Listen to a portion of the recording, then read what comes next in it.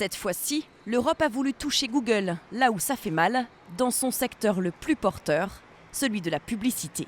Un secteur qui représentait plus de 90% du chiffre d'affaires du géant en 2015. Et cette domination ne plaît pas à l'Europe.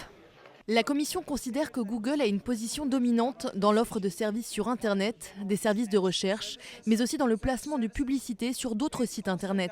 En clair, pour les annonceurs, il vaut mieux être bien vu par Google pour toucher le plus de monde possible, notamment sur les sites de comparateurs de prix, même sur des sites concurrents comme Yahoo ou eBay. Car Google impose des clauses sur ses contrats qui rendent ces sites plus clients que concurrents. La Commission européenne a déjà par le passé sanctionné certains de ces géants. Bruxelles est coutumier du fait et poursuit très régulièrement, ou en tout cas met des enquêtes très régulièrement sur des très grandes entreprises qui ont des positions dominantes sur un secteur. Ce qu'il faut savoir, c'est que ces enquêtes, elles sont très compliquées à mener, elles durent extrêmement longtemps et elles ne débouchent pas forcément à la condamnation de l'entreprise, même si c'est déjà arrivé.